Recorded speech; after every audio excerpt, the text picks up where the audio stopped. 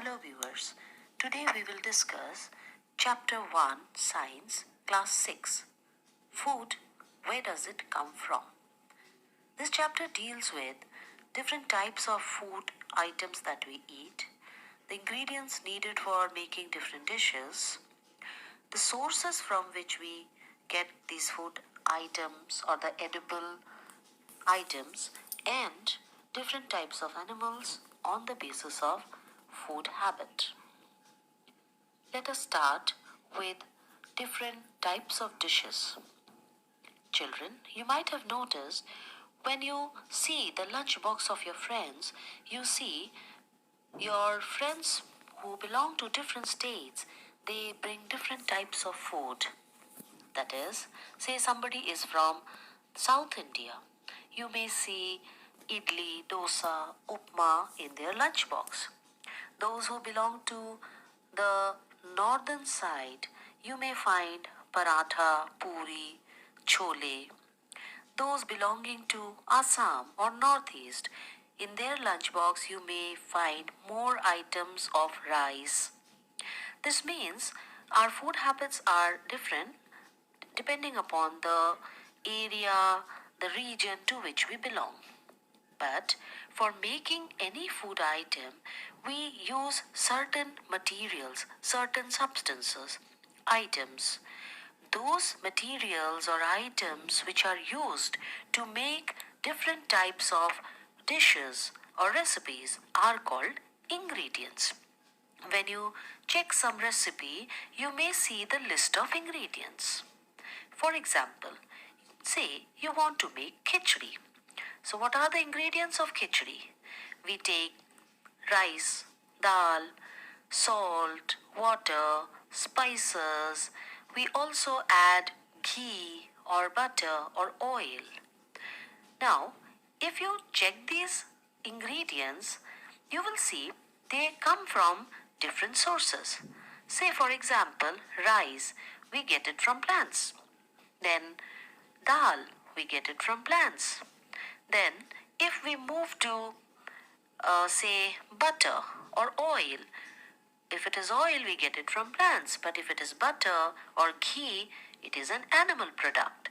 So, different ingredients are obtained from different sources. Now, if we see these sources, either these sources are plants or they are animals. We get different items from plants.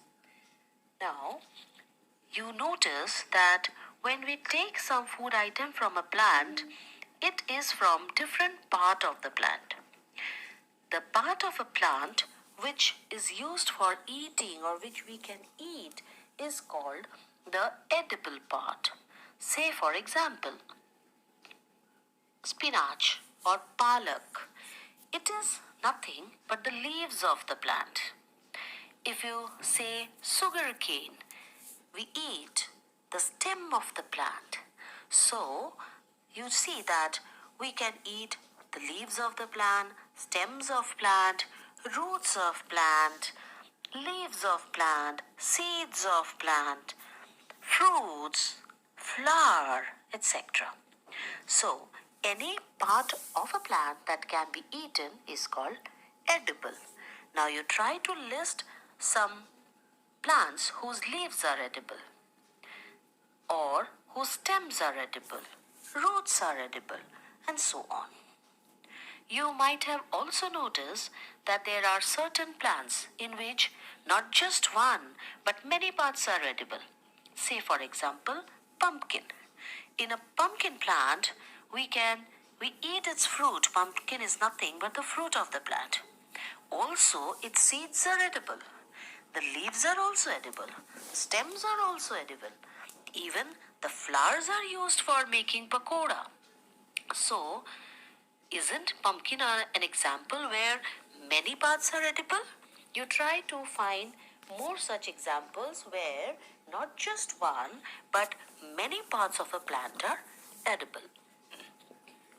Now, there is an interesting activity that you can do at home. You might have observed it many times at home also. You must have seen when your mother soaks some seeds like say peas or matar, chana, etc.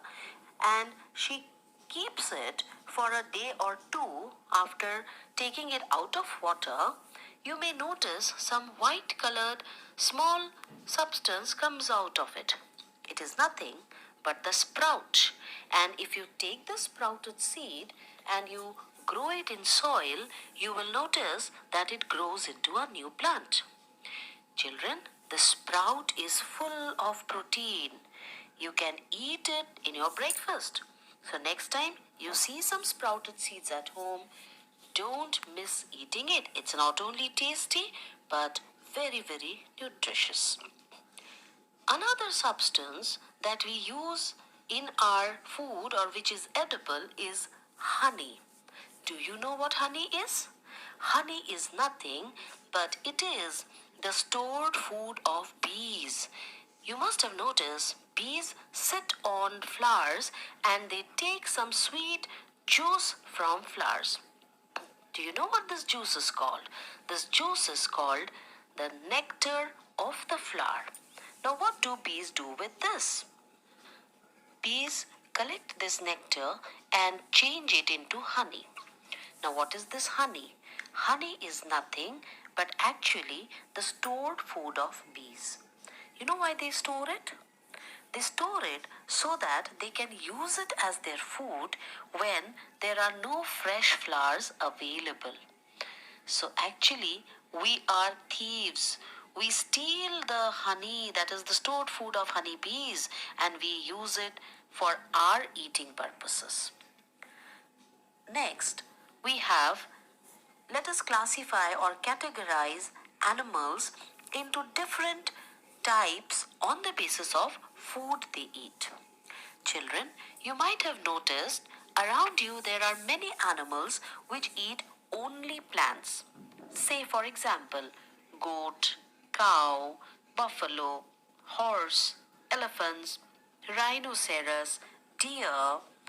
Do you know what they eat? They eat either grass or other green plants. Such animals which eat only plants or plant products are called herbivores. Then we have another category of animals which eat only animals or meat.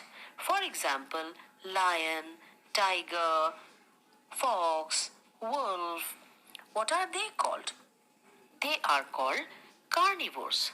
So, carnivores are the animals which eat meat or other animals. There is a third category of animals which eat both plants as well as animals, such as us, human, or crow, dogs, cats, monkeys. Such animals are called omnivores. So, omnivores may be defined as those animals which eat both plants and animals. So, children, that's all in this chapter. I hope you have understood. You go through the text in your book and also try to attempt the exercise questions. Enjoy learning.